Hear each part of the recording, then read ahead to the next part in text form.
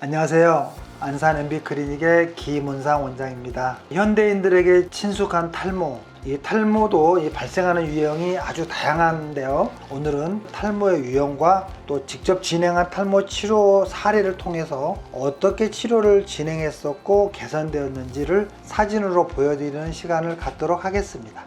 네, 지금 보시면 이렇게 유형별 탈모 사진들이 나와 있는데요. 빠질 때 어느 부위에 집중적으로 빠지는지에 따라서 유형이 구분되죠. 우리가 정수리라고 이야기하죠. 간혹 가다가 이제 환자분들이 원형 탈모라고 착각하고 말씀하시는 경우도 굉장히 많아요. 실질적인 원형 탈모는요, 스트레스로 인해서 동전 모양으로 아주 조그맣게 빠지는 경계가 뚜렷한 탈모, 그런 걸 이제 원형 탈모라고 부르는 거죠. 남녀노소 불문하고 소아이들도 많이 나타날 수 있는 게 바로 원형 탈모인데요. 이게 한 곳에 생기면 단발성이고요, 또 여러 곳에 생기게 되면 다발성 원형 탈모라고 부릅니다. 눈썹이 빠질 때도 있고요, 또 인중이 빠지기도 하고 턱수염이 빠지는 경우도 있죠. 전신의 털이 다 빠지게 되면 바로 이제 전신성 탈모 이렇게 이어지게 되는 경우도 있습니다. 그래서 절대로 이런 원형 탈모 초기를 쉽게 보고 방치하는 일이 절대 없으셔야 됩니다. 이렇게 탈모들이 오게 되면 증상들이 이제 몇 가지가 나타날 수가 있습니다. 보통은 이제 머리카락이 좀 얇아지고 가늘어지고 윤기가 없어지고요. 샴푸나 또 세면 후에 바닥에 머리카락이 엄청나게 많이 빠집니다. 하루에 100여 개 정도 이상 빠졌을 때 치료가 필요한 탈모 이렇게 이야기할 수가 있습니다. 즉시 탈모 전문병을 찾아서 내가 치료가 필요한 건지 아닌지 검사를 받아 보셔야 알 수 있겠죠. 다음 사진을 보게 되면 이게 이제 두피염을 동반한 탈모인데요. 지루성 두피염은요, 두피에 과도한 피지가 생성되면서 두피에 염증이 발생한 경우를 이야기합니다. 한번 생기게 되면은 두피가 일단 붉게 변하는 증상이 생기죠. 또 가렵죠. 또 심해지면 그 부위에 진물이 나죠. 염증이 생기죠. 자칫 악취가 풍길 수도 있겠습니다. 이런 걸 계속 방치를 하거나 또 재발이 반복되게 되면서 이게 지루성 탈모로 진행이 된다는 이야기입니다. 지루성 탈모는요, 바로 초기에 염증 치료를 통해서 충분히 증상을 호전할 수가 있습니다. 하지만 이러한 타임을 놓치게 되면 탈모로 이어지게 되겠죠. 결국에는 지루성 두피와 지루성 탈모가 하나의 어떤 사이클을 이루어 가기 때문에 둘 다 관리를 할 수 있는 방법으로 탈모 치료를 진행해야 합니다. 특히 지루성 증상은요, 한참 자라나는 청소년들에게서 생길 수 있는 증상이죠. 2차 성징이 발달하면서 호르몬에 의해서 피지들이 과도하게 분출되잖아요. 얼굴에 여드름, 이마에 여드름이 많이 나면서 머릿속에도 여드름이 많이 나는데 두피에 나타나는 것들이 바로 지루성 두피염입니다. 이게 이제 성인과 마찬가지로 방치하거나 또 제대로 치료하지 않게 되면 두피 손상이 점점점 악화되면서 모발이 탈락하는 지루성 탈모로 이어질 수가 있기 때문에 청소년 탈모의 대표적인 케이스도 바로 지루성 탈모인 경우 많아요. 그렇기 때문에 이런 청소년들 같은 경우에도 주의 깊은 이런 관찰과 관리가 필요로 하는 유형입니다. 사례를 한번 보도록 하겠습니다. 이 환자 같은 경우는 두피 스케일링을 하고요, 깨끗하게 각질이나 비듬을 청소해 주고요, 거기에 솔루션을 줌으로써 진정 항염 치료를 시행을 했죠. 그 염증을 잡아줌으로써 일단 두피가 건강해짐으로써 지루성 두피염이 회복이 됩니다. 결국에는 탈모로 가는 것들을 예방을 하는 좀 더 건강한 두피 상태를 보여주게 되는 것입니다. 물론 이런 것들은 전문 탈모병원을 찾으셔서 의료적인 치료를 받았을 때 가능하도록 하겠습니다. 네, 이분 같은 경우는 이제 40대 후반의 남성분인데요. 정수리형 탈모가 굉장히 많이 진행이 돼서 고민이 많이 있으신 분입니다.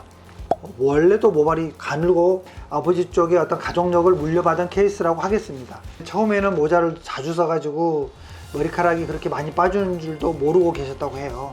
그런데 남들의 권유 때문에 이제 검사를 받아보시려 오셨던 케이스예요. 검사 결과 남성형 정수리형 탈모 진단을 받으신 케이스입니다. 이분의 경우에는요, 골든타임도 많이 놓쳐서 즉시 탈모 개선에 도움을 주는 탈모 약물이 일단 들어갑니다. 프로페시안 아보다트, 그리고 관리실에서 두피 메조세라피, 추가적으로 두피 관리, 레이저 치료를 복합적으로 이제 병행을 하게 되는 케이스입니다. 병원에서 이루어지는 이런 탈모 메조 주사는요, 탈모 전문 병원에서 밖에 할 수 없는 주사인데요. 그 안에는 주로 이제 혈액순환제제, 발모를 촉진시켜주는 영양제들, 또 모발을 성장시키는 성장인자, 비타민 B 컴플렉스, 다양한 이런 영양제들이 골고루 함유된 주사 시술을 이야기합니다. 또한 이제 두피 레이저 시술도 이제 받으셨는데요. 두피 레이저 같은 경우도 원리가 우선 혈류순환을 좋아지기 위해서 산소 공급을 막 높여주고 모아주는 그런 효과가 있습니다. 모낭 세포들을 활성화를 시켜줍니다. 성장기 모발로 이렇게 되돌리는 효과를 가져옵니다. 이제 마지막으로 하는 블루라이트나 또는 레드라이트 이런 것들이 이제 진정 효과랄지 또는 마지막으로 세포를 재생을 시켜주는 그런 장비들이라고 하겠습니다. 이제 복합적인 치료를 매주 간격으로 해서 한 12주 정도, 즉 3개월 정도 진행을 한 후의 모습입니다. 풍성해진 모발의 모습, 소갈이 많이 메꿔졌고요. 모발도 좀 두꺼워졌죠. 밀도도 많이 풍성해진 모습. 이 세 가지만 봐도 정수리 모발이 굉장히 채워졌구나 라는 호전된 모습을 확인하실 수가 있겠습니다. 같은 탈모를 하더라도 현재 진행 중인 탈모의 정도나 또는 모근 모발, 또 두피의 상태 다 다릅니다. 같은 방법으로 탈모 치료가 절대 진행되지는 않습니다. 여러분들이 늦었다고 싶을 때 바로 병원을 내원하셔서 정확한 탈모 진단기로 진단을 하신 후에 치료를 들어가시면 되겠습니다.